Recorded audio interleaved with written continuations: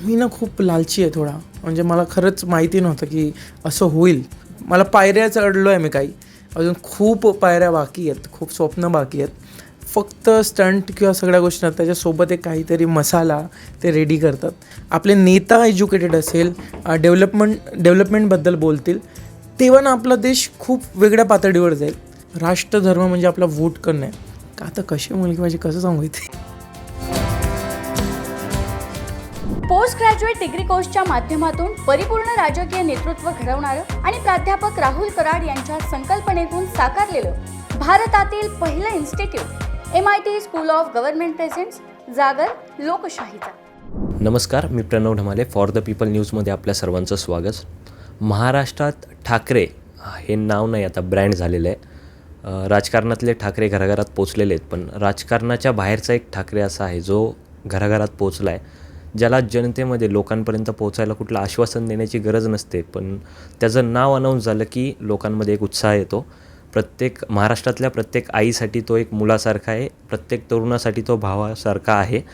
असा मराठी मुलगा शिव ठाकरे सध्या आत्ता माझ्यासोबत आहे. शिव, तुझं फॉर द पीपलवर स्वागत. सुरुवातीला मला हे जाणून घ्यायला आवडेल, शिव ठाकरे आणि द शिव ठाकरे हा प्रवास कसा होता? लहानपण कसं गेलं? रियालिटी शोज करावे असं का वाटलं? द शिव ठाकरे झालं नाही झालं मला माहिती नाही, पण शिव ठाकरेच आहे. आणि तो मी म्हणेल की तुमचा आपला शिव ठाकरे, जे मी नेहमी म्हणतो, आपला मराठी माणूस, तुमचा आपला मराठी माणूस. बट मला वाटते लहानपणापासून एक घरचे लोक तेच म्हणतात की एज्युकेशन कर, ग्रॅज्युएशन झालं जॉब कर, जॉब झाल्यानंतर लग्न कर, आम्हाला नातू दे.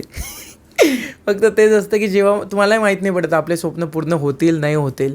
आपण ज्या मिडल क्लास फॅमिलीतून निघतो आणि हळूहळू स्वप्न बघू लागतो, आणि जेव्हा असं ते जर ट्राय करूया, झालं तर निघून जाईल, चांगलंच होईल. नाहीतर मग आपल्या घरच्यांनी ते डिग्री देऊन ठेवली, डिग्री म्हणजे ते पुश करू जे पाठवतात.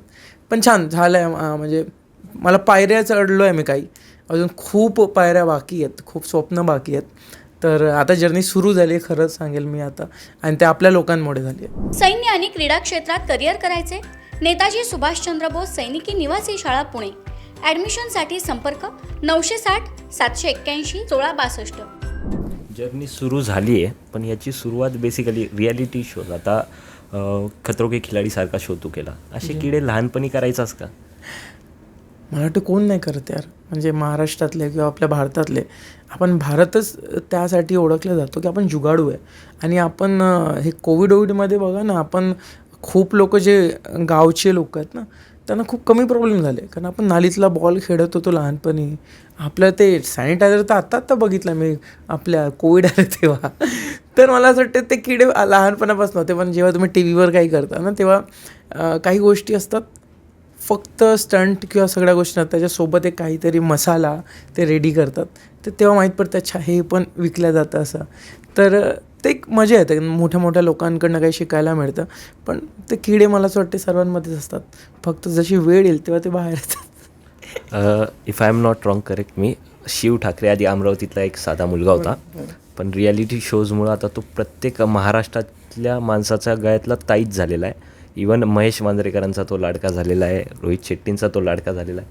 एवढं सगळं प्रेम मिळतं आहे, कसं बघतो याकडे? मी ना खूप लालची आहे थोडा. म्हणजे मला खरंच माहिती नव्हतं की असं होईल. फक्त आपण जेव्हा गणपती बाप्पाजवळ जातो, डोकं टेकवताना म्हणेल की ही गोष्टी जर मी मेहनत करतो आहे, फक्त तू सोबत राहा बाप्पा.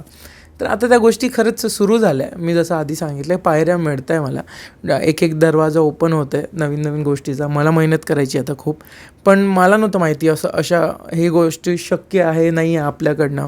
आपण इथून आलो आहे अमरावतीतून, तर होतं आहे.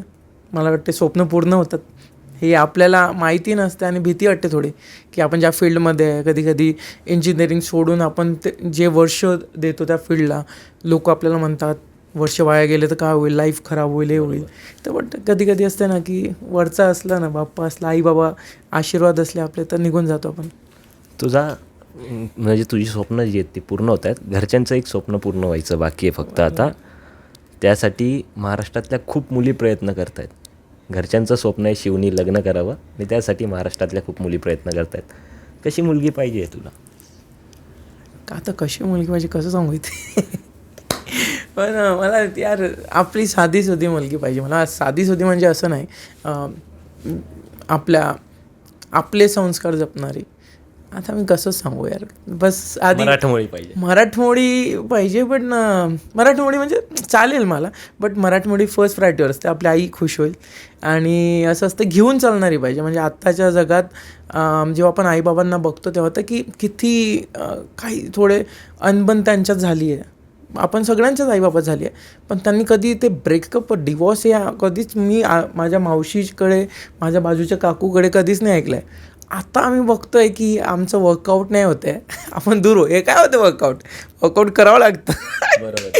तर मला ह्या गोष्टी थोड्या वाटतात की होपफुली पण होईल. जेव्हा वेळ येईल बरोबर. आणि मला वाटतं आता करिअर माझं सुरू झालं आहे, मी त्याच्याकडे लक्ष देतो आहे. जेव्हा ती गोष्ट येईल, वेळ येईल, ती मुलगी पण येईल माझ्या लाईफमध्ये, बाप्पांनी जी लिहून ठेवली असेल छान.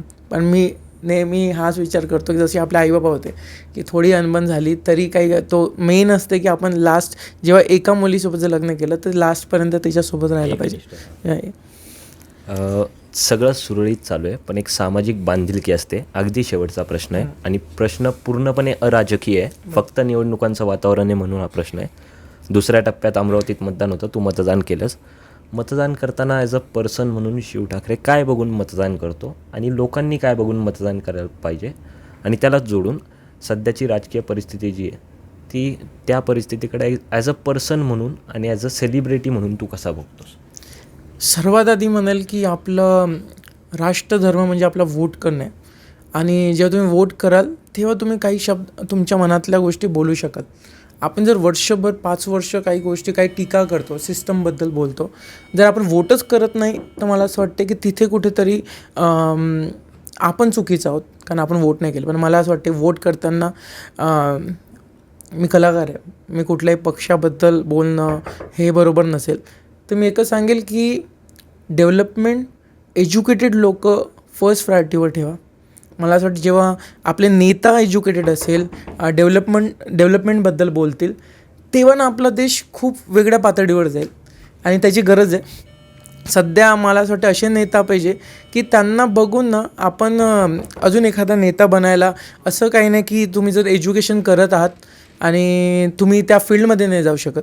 फक्त तुमचे विजन आणि तुमचं इंटेन्शन हे पाहिजे की खरंच सेवा मला नाही वाटत आता इंटेन्शन आहे. फक्त काही नेता आहेत, काही माझे फेवरेट आहेत, ते पक्षपेक्षा ना ते नेता खूप चांगले आहेत.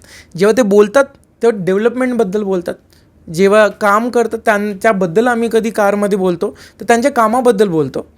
त्यांनी काय एकमेकांवर टीका केली त्याच्यावर कधीच आमचं लक्ष नसते. तर मला असं वाटतं की आपण वोट करताना त्या माणसाला बघून की तो खरंच एक एज्युकेटेड लीडर आहे. जेव्हा तो विचार करेल ना तेव्हा आपल्या शहराचा विचार करेल, आपल्या देशाचा विचार करेल, आपल्या राज्याचा विचार करेल.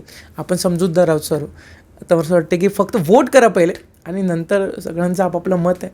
फक्त आपला इंडिया अजून वरच्या नेक्स्ट लेवल जायला पाहिजे. आपण सगळे एज्युकेटेड असायला पाहिजे. बाकीच्या छोट्या छोट्या गोष्टीत आपण वाद करतो ते कुठेतरी नको व्हायला. कारण आपण खूप आपला देश ज्या गोष्टीसाठी ओळखला जातो ते आपण एक मिसाल आपल्या पूर्ण वर्ल्डमध्ये आहे.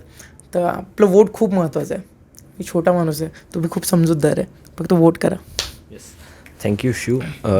पुढच्या आयुष्यात तुझे करिअरमध्ये अनेक स्वप्न असतील, ते पूर्ण होतील आणि तुझ्या आईवडिलांचं स्वप्न पूर्ण होण्यासाठी तुला हवी तशी बायको मिळेल अशा शुभेच्छा. थँक्यू आमच्याशी बोलल्यावर. गणपती बाप्पा मोरया.